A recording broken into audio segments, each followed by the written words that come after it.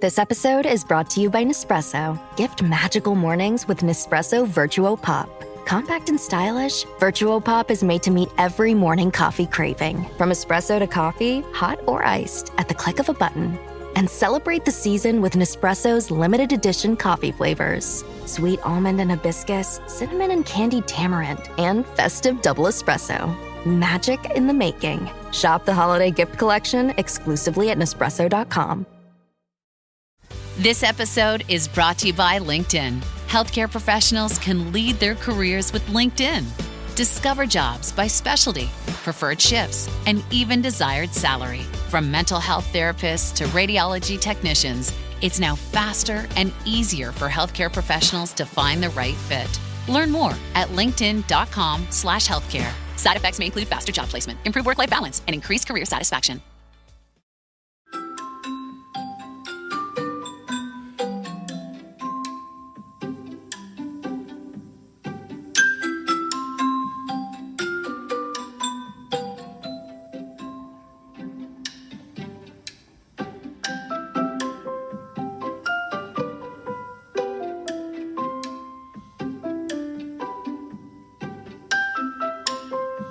Hi, I'm Daniel Lucas, and welcome to Book 101 Review. And today we're having a Safa Sunday. Of course, the loving Miss Safa Burnell. Hello, everybody. I hope you're having a fantastic day today. Wherever you are in the world, whatever day or night you are listening to this, I hope you are having a wholesome, wonderful, and fantastic time and diving in some pretty darn good books. Yes, good books, people. And thank you that Miss Burnell's giving us a lot of information about books. So in celebration of Poetry Month, this is the last Sunday of April. Imagine, Miss Burnell is so fast. I'm gutted, but it's also giving me enough gumption to get forward for next year. So I love poetry. Yes, poetry, people. Yeah. And in continuation for our discussion about poetry, Miss Burnell and I will read some of her favorite poem. I've got 3 books to go into today. One of them is my own. I know that's facetious to say. Oh, yeah, she's going to her favorite poetry, her own. But I have some beautiful books here. Warning Light Calling by a Danish poet, Peter Grave Vestergaard. He writes in Danish and in English, and this is one of his English language works, Warning Light Calling.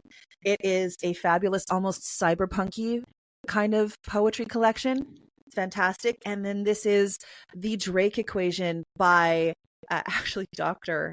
Brad Hogue, who is a science educator and incredibly learned man. And he uses kind of this sort of science fiction, the Drake Equation is about how many alien kind of presences there could be in the universe, given the amount of, planets who have certain kinds of atmosphere and that kind of thing.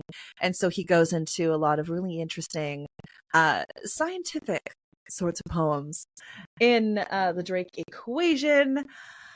I am really also quite happy that they are both poets who were published by House of Hallows, formerly known as Verita Literary.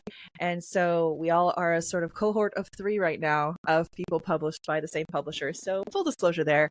If you're like, hey, wait a minute. Yeah, they are they are my my cohorts in the small press. So I'm very excited to be able to be like, hey, look at these guys. They're so awesome. So yes. And if we get they're bored, awesome. there's always John Keats' Ode to Hyperion, because that one is my favorite poem of all time. Yes. So, Miss Burnell, what are the difference between sonnet and villanelle in writing poem? Well, they're different. They're different forms. So Yes. sonnets. Now, what kind of sonnet are we talking about? In general. So there's an Elizabethan sonnet and there's more of an Italian form of sonnet. A sonnet is a 14-line poem. It has a specific rhythm. So in the kind of, if you look at like a Shakespearean sonnet, an Elizabethan sonnet, you're looking at something that's about 14 lines long, that's iambic pentameter. So da-da, da-da, da-da, da-da, da-da, da-da, da-da, da-da, da-da, da-da, da-da, da-da, da-da, da-da, da-da, da da da da da da da da da. And so it's got this rhythm that you're matching all of the stresses and the relaxes of each word into. And so that adds the complexity of it there. When it comes to form, you also usually have, in the Shakespearean sonnet, you have 3 stanzas and then a couplet at the end. It's a little bit different in the Petrarchan sonnet, which is like the Italian sonnet.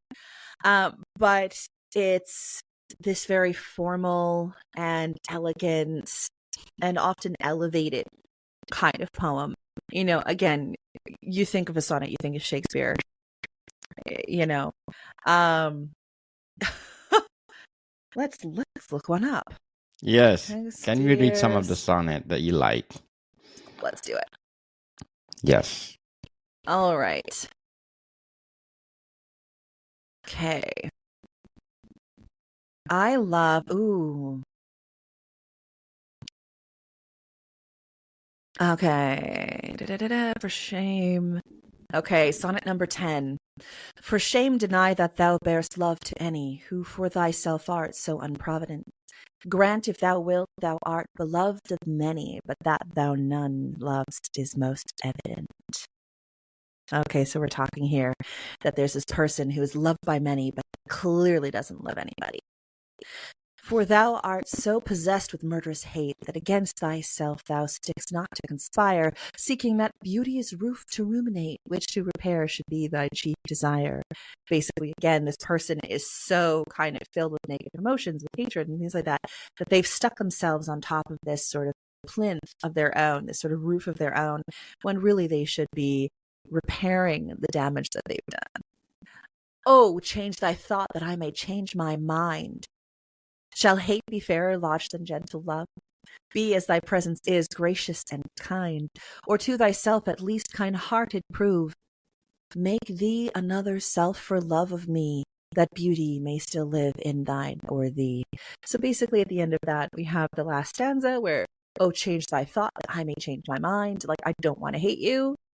Change the way that you look at things so that I don't have to hate you anymore, that other people don't have to hate you anymore, or change that, or to thyself at least kind-hearted prove, or to thyself at least kind-hearted prove is, or at least love yourself.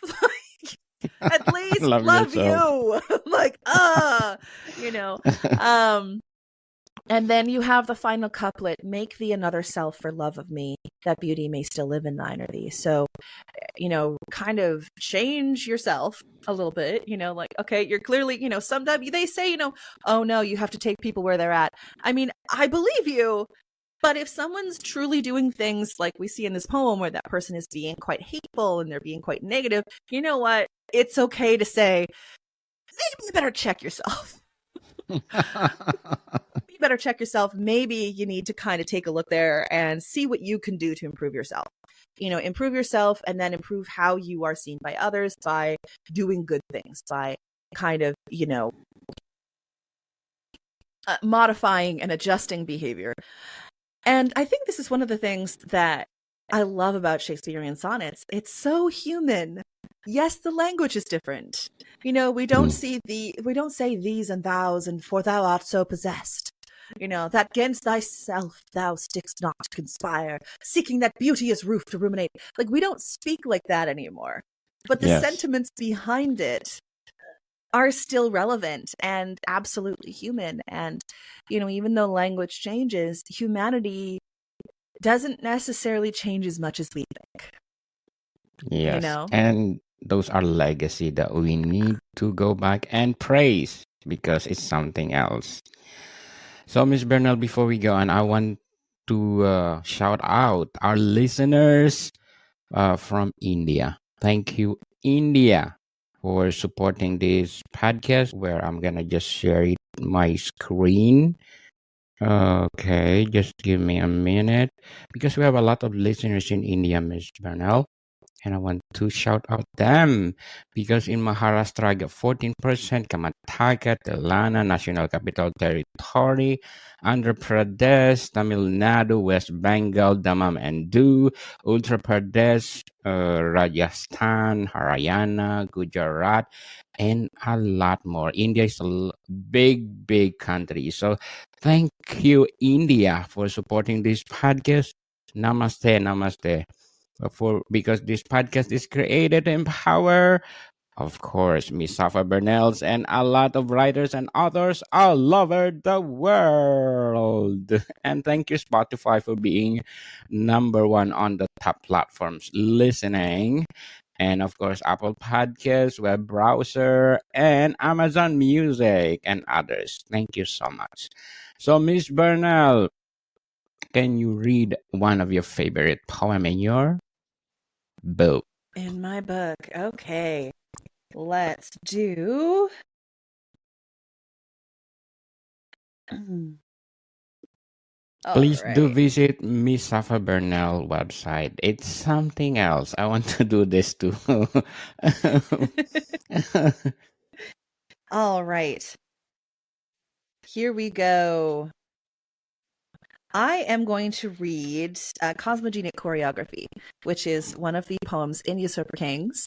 It kind of helps close off the first act. And what I did with Usurper Kings is I did 5 acts. I went, this is going to be about the feminine through time, and from hunter-gatherer kind of all the way up to, the future when we've all uploaded into some form of cloud and no longer have bodies. And then what happens with that, what happens with somebody's mind. And this one, it was something that I wrote basically when I was going through, troubles with my knee. It's I ended up having knee surgery. I completely obliterated my left knee in martial arts. I make the joke, you should see the other guy, but I was the one that needed surgery after. So it's definitely me trying to get out just this idea of needing to go through surgery and needing to have reconstruction done and different things like that, and how that would change my life. And at the time I was still writing this book, I was trying to figure it all out and figure out that sort of healing process. And so me being me, I couldn't just do that by figuring out my own stuff. I had to look at various world mythologies and do my best as an homage, a loving homage to certain mythologies and certain religions that are still practiced today. So, Cosmogenic Choreography. Dance. Dance, Shiva with a game leg, stumble upon Mahayuga between recuperation and cyclic genesis. Tear it down, damaged ragged tissue, knee with loose strings, tear it down. Atomize fallow bits gathered in Paleolithic lean-tos, create feminine huts and long-standing burrows collecting rainwater every 28 moons. We teethed on your ankles, broke anklets of seed cords, buried them alongside ancestors who stopped. Became entropy. Stumble, Lord Destroyer, into vague mythic mathematics. Pardon me. Dance to the crackle of planetary radiation, the pockmarked chords of human cries decimating your shattered bones. Be born in Shakti's adoring pastoral embrace. I love how, by reading that poem, I absolutely said Mahayuga, but couldn't somehow pronounce mathematics. This explains my report cards growing up so much. But yeah, so that one's a little bit of a shorter one.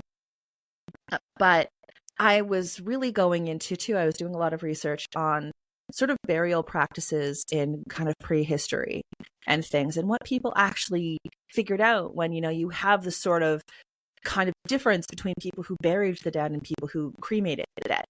And so what was it about this sort of agricultural society that was kind of on the fringes, and then you have a sort of connections between multiple other things, and that question of when a person becomes entropy, when they just become a force of sort of chaos, and what's more chaotic than that. So Yes. So, Ms. Bernal, how can alteration or assonance be used effectively in poetry? I think, well, first, I think you need to kind of look at, again, what kind of poetry that you are, doing. I think something like alliteration, uh, in skaldic poetry, the oral poetry tradition of, pre-medieval and medieval Scandinavia, alliteration is everywhere. It's absolutely everywhere in the form in skaldic poetry. A lot of internal rhyme, a lot of alliteration. You get a lot of the sagas. You have, Beowulf going even into like kind of Old English, Old Norse, and these kennings and things like that are using these skipping alliterations to sort of bring in a sense of rhythm and a sense of meaning, especially when this is being read aloud. This is something being performed, not necessarily read. I mean, now we read it aloud, but then they would have just performed it. It would have just been remembered and performed. It would not, and that's one of the problems that we have with a lot of the skaldic poetry and a lot of poetry in a lot of places. It's, there was no written form necessarily. It was just what people remembered. I remember watching a video of one of the last people who could perform the entire Kalevala, which is of Finnish origin. And it was this ancient old man, and there was nobody else that really remembered the whole thing like he did. And so they were trying to record his voice and record the way that he performed it so that it didn't get lost in that kind of cultural sway. So I think that the repetition of that consonant sound, or even a vowel sound, like that repetition of sound in something, it loses something when it's just written down. You do need to say it out loud. You do need to kind of enjoy it as a vocal, a sonic thing. And then it can kind of be like skipping stones to get you into the rhythm of something, to get you into the meaning of a poem, by using this sort of clever, consistent, cacophony of, created noises. But it's something that if it's done poorly, people are going to be like, oh, wow, Sally sells seashells, huh? And like, okay, yeah, we get it. It's like, oh, dear. You could do it so poorly. You need to make sure you do it well. I think with assonance, that's more of like the vowel version of alliteration a little bit, but it adds a sense of musicality to it. I definitely think it adds a sense of flow. I remember when Kes and I were writing some music for a project that's going to be coming out in the next year. We were writing some lyrics, Kes was writing lyrics and things like that. And as a vocalist myself, as a singer, I was, performing them, and we were kind of doing a dry run and going, hold on here, and basically the way that I've watched Cass grow in writing lyrics for things was by listening to myself and Emily attempt to sing them. And then understanding that, okay, certain vowel sounds, certain consonant sounds right smack next to each other, even though the words look great on the page, if you don't voice them, you don't know how potentially difficult that is for a singer or somebody to perform. And you get those tongue twisters that twist the tongue, and you're like, oh, all of a sudden, that a theater kid is getting into tongue twisters because all of a sudden their posture gets a little better, and then their mouths go wider, and then they're like, okay, here we go. I'm going to say Sally sells seashells on the seashore, and you're going to be doing these tongue twisters kind of thing. I think they create that musicality, they create that overall sound and rhythm, but it's just another one of those moments where you realize poetry is meant to be heard, not just read. And that goes back thousands of years. True. That's one of the origins of poetry in the first place. So, yes. So Miss Bernal, can you recite one of those famous poems that you want to share to us? Oh, I will do some of Ode to Hyperion by Keats. This was my favorite poem when I was a kid. I mean, a teenager, the teens now are like, hey, yes, I still view teens as kids, and I did when I was a teen too. So sorry, not sorry. If that's the hot take you take, then at least read Hyperion by John Keats. Definitely, yes. But it's a quite lengthy poem, so I won't read the whole thing, but I will read the first few stanzas. Book 1. Deep in the shady sadness of a vale, far sunken from the healthy breath of morn, far from the fiery noon and eve's one star, sat gray-haired Saturn, quiet as a stone, still as the silence round his lair. Forest on forest hung about his head like cloud on cloud. No stir of air was there, not so much life as on a summer's day robs not one light seed from the feathered grass, but where the dead leaf fell, there did it rest. A stream went voiceless by, still deadened more by reason of his fallen divinity spreading a shade. The naiad mid her reeds pressed her cold finger closer to her lips. Along the margin sand large footmarks went, no further than to where his feet had strayed, and sleep there since. Upon the sodden ground his old right hand lay nerveless, listless, dead, unsceptered, and his realmless eyes were closed, while his bowed head seemed listening to the earth, his ancient mother, for some comfort yet. It seemed no force could wake him from his place, but there came one who with a kindred hand touched his wide shoulders, after bending low with reverence, though to one who knew it not. She was a goddess of the infant world. By her in stature the tall Amazon had stood a pygmy's height. She would have ta'en Achilles by the hair and bent his neck, or with a finger stayed Ixion's wheel. Her face was large as that of Memphian Sphinx, pedestaled happily in a palace court, when sages looked to Egypt for their lore. But oh, how unlike marble was that face! How beautiful if sorrow had not made sorrow more beautiful than beauty's self! There was a listening fear in her regard, as if calamity had but begun, as if the vanward clouds of evil days had spent their malice, and the sudden rear was with in stored thunder labouring up. One hand she pressed upon that aching spot where beats the human heart, as if just there, though an immortal, she felt cruel pain. The other upon Saturn's bended neck she laid, and to the level of his ear, leaning with parted lips, some words she spake in solemn tenor and deep organ tone. Some mourning words which in our feeble tongue would come in these like accents. Oh, how frail to that large utterance of the early gods! Saturn, look up. Though wherefore, poor old king? I have no comfort for thee, no, not one. I cannot say, oh, wherefore sleepest thou?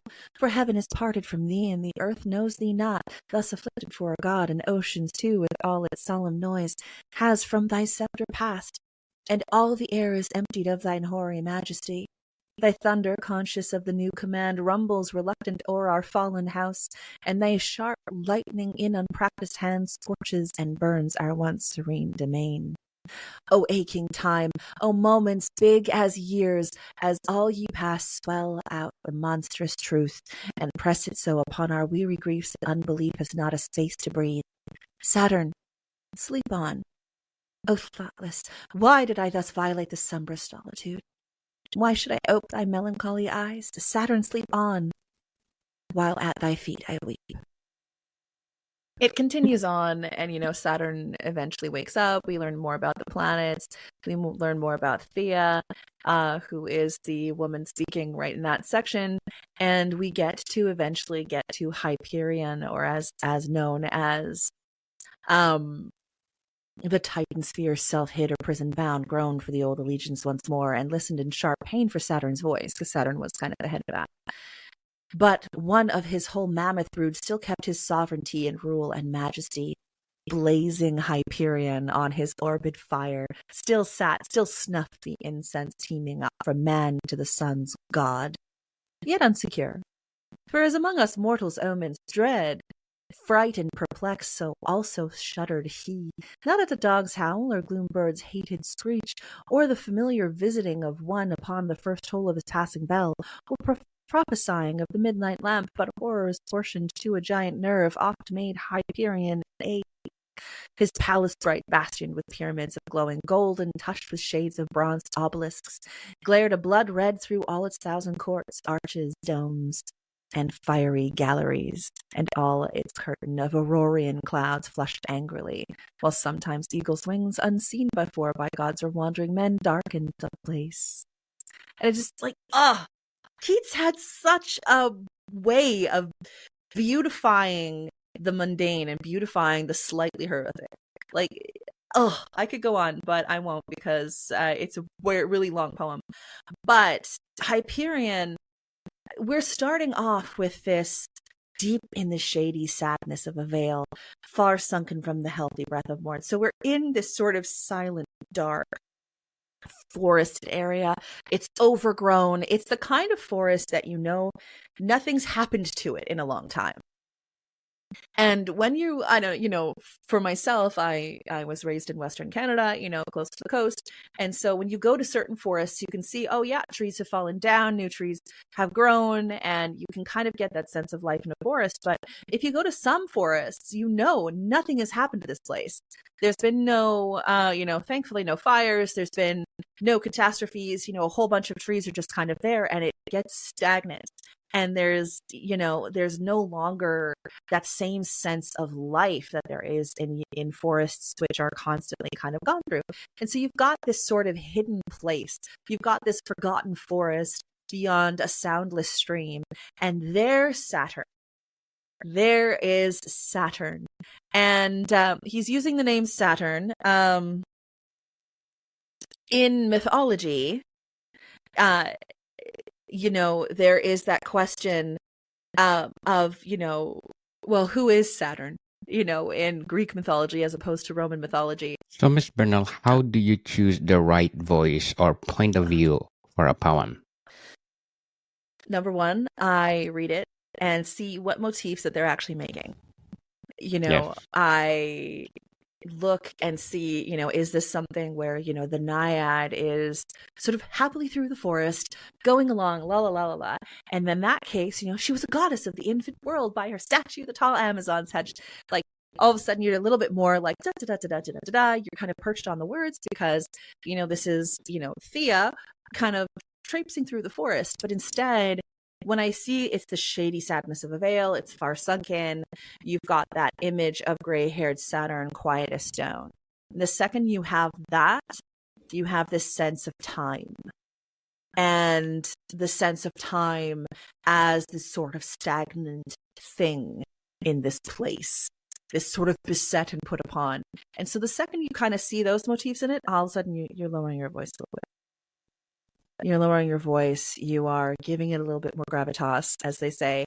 And then I'm the kind of person, when I perform, I want to try and give different voices to different characters. I don't always succeed. Sometimes it's like, oh, why don't you just say it in your voice? That would be better. And it's like, okay, sorry about that. I'll try again. But next time. Just this, a little raising of the voice, from would come in these like accents. Oh, how frail to that large utterance of the early gods. Saturn, look up. It's just that little change of voice. And all of a sudden it's slightly different. It's not completely different, but it's slightly different from the rest of the stuff that we're talking about, because this is an actual conversation that Thea's attempting to have with Saturn. And then she realizes, wait a minute, maybe I should let him sleep because he's lost his throne. He's lost everything. Zeus is in command. And really that's what this poem is about. It's about Hyperion and how Hyperion was a Titan, but he didn't fall with the other Titans. He stayed basically as the sort of the sun deity for a long time until Helios and Apollo kind of took over later on. But I see what kind of things are being said, what the tone is. I look into some subtext if that is available. I take a good few read-throughs, and then I just sort of test it out. I throw down. I try out a few lines and see whether or not on playback I like it. So what techniques can be used to develop a consistent tone in poetry?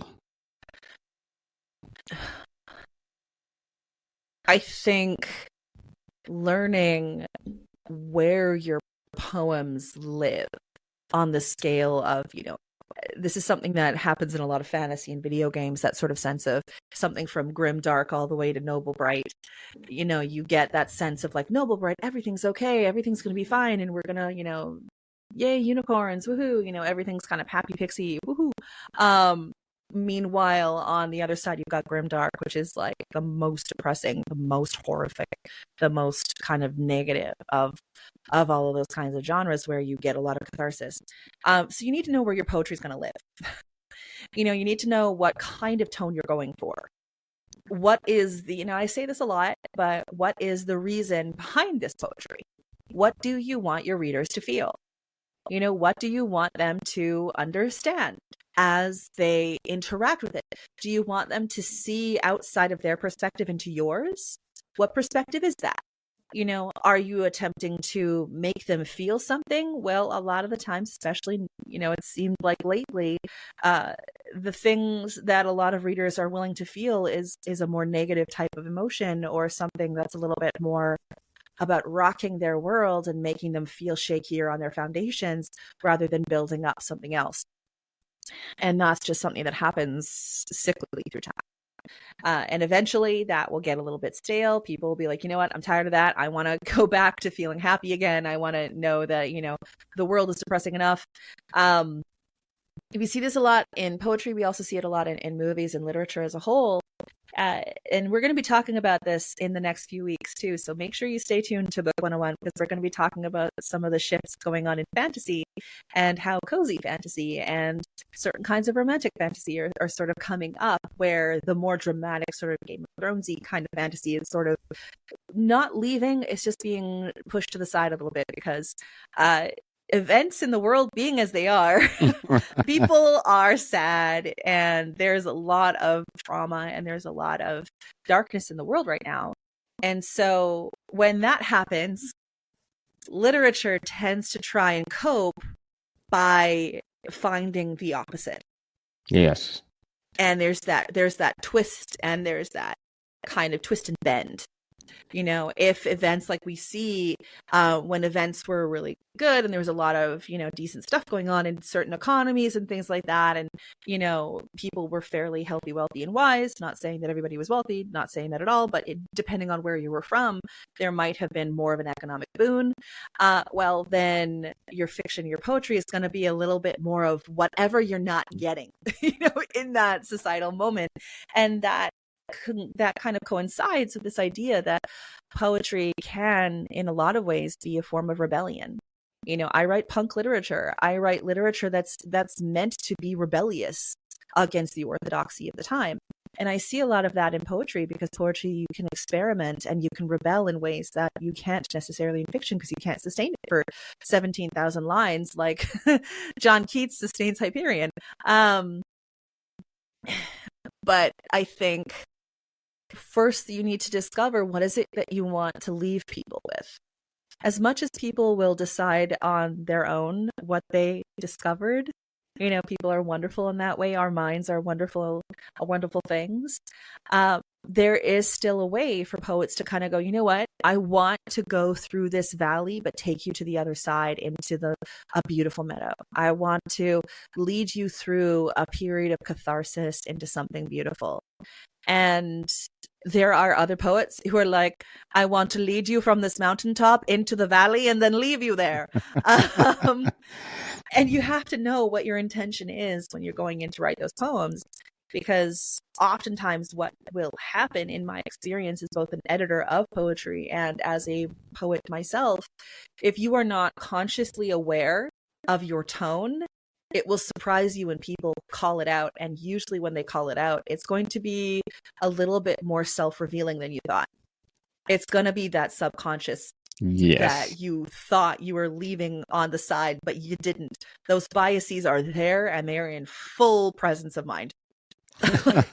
Very is well that what said. you wanted? Yeah, Very well said, Miss Bernal. But before we go on, please do grab a copy of my collection of my notebook, people. Notebooks, collection of notebooks, and collection of flowers. Available on Amazon. For paperback is only $6 and hardcover is $13. It's all about the flowers in British Columbia. These flowers, Miss Bernal, is taken here in the beautiful British Columbia. So I'm be proud that those notebook cover are the flowers in the British Columbia.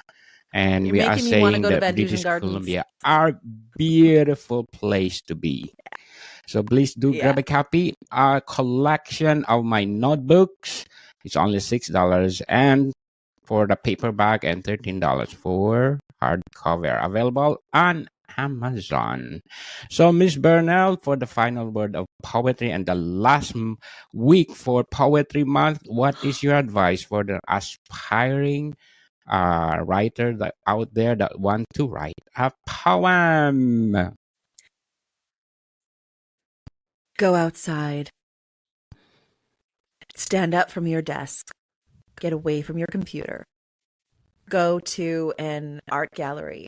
Go to a coffee shop you've never been in before. Go for a walk in nature. Go for a walk by the river. Go see people you haven't seen in a while. Go have conversations with family that you have been less than connected to, but could still benefit from learning from.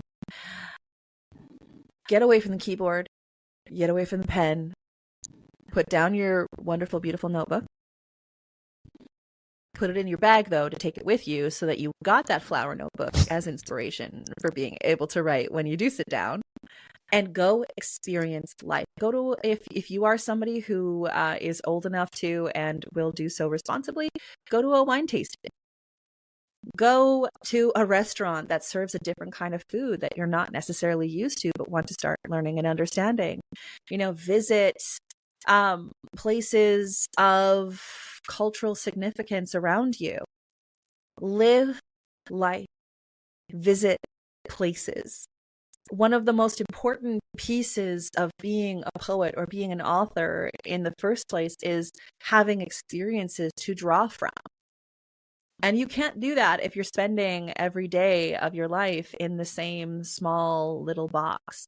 I mean, I say that, and then people are like, "Oh, but what about Dickinson?" I mean, there's always going to be, exceptions to the rule. I understand that, but but yeah, what about the hermits? What about hermits? What about yes, okay, yeah, there are some pretty amazing Orthodox hermits and monks who have written some amazing things, but experience life, read things that you wouldn't normally read, nonfiction, read fiction, experience as much of the life around you as possible.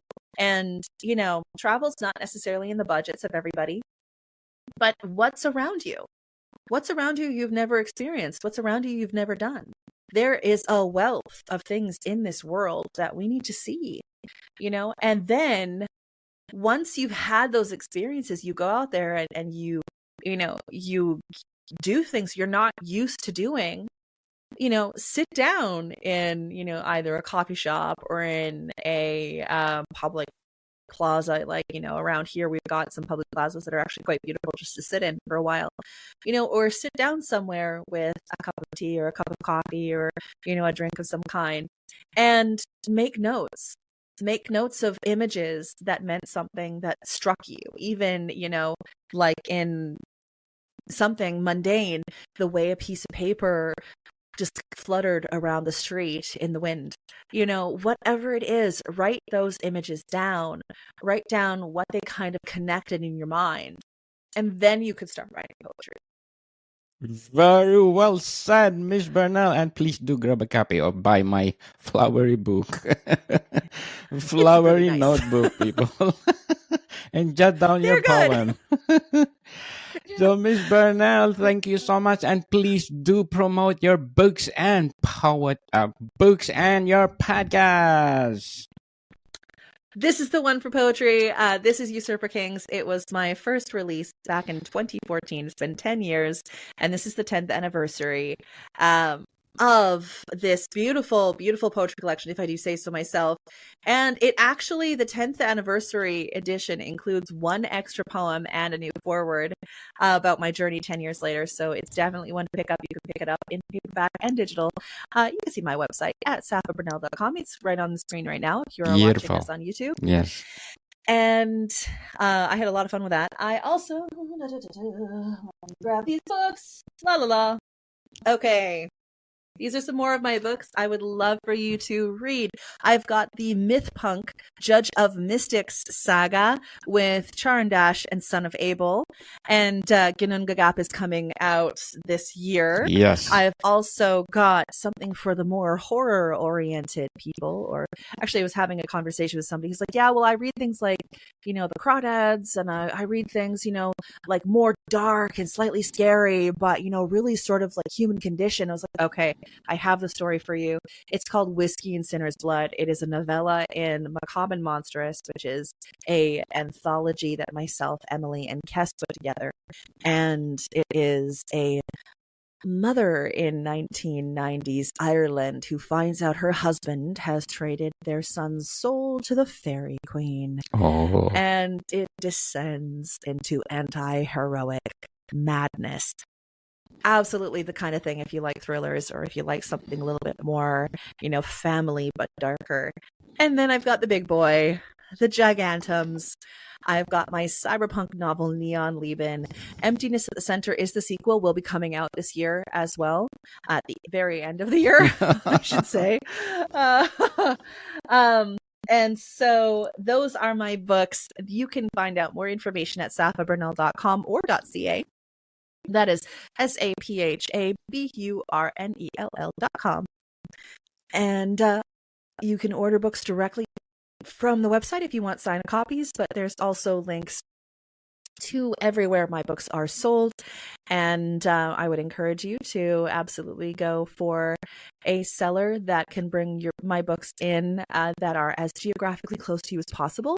So that kind of, helps on shipping every once in a while. Yes. People listening in India. Yes. We have a lot of people listening in India. People, thank you, India, for supporting this podcast. So, Miss Berna, please do visit my Food 101 merchandise available on Etsy and Shopify. Food 101 merchandise, people. And Miss Bernal, thank you for your time. And thank you for yours. I hope you have a fantastic day. And see you again, everybody. Yes. Tune in next week. Miss Bernal and I will talk about fantasy. And the really interesting switch of what certain agents and publishers are looking for in fantasy that some people are surprised about, but some people are not. So if you want to find out what's the newest and brightest in fantasy and what the next wave is going to be in fantasy literature, come take a listen next week. Yes. So, Miss Bernal, thank you for your time. Thank you. Morning, people. See you soon.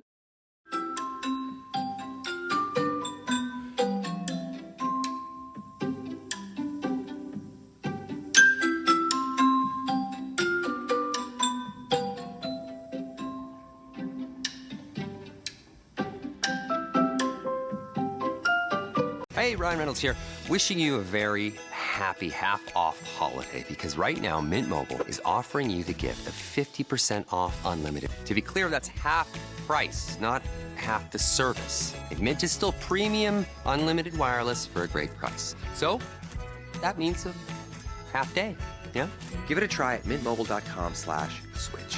Upfront payment of $45 for 3-month plan, equivalent to $15 per month required. New customer offer for first 3 months only. Speed slow after 35 gigabytes if network's busy. Taxes and fees extra. See mintmobile.com.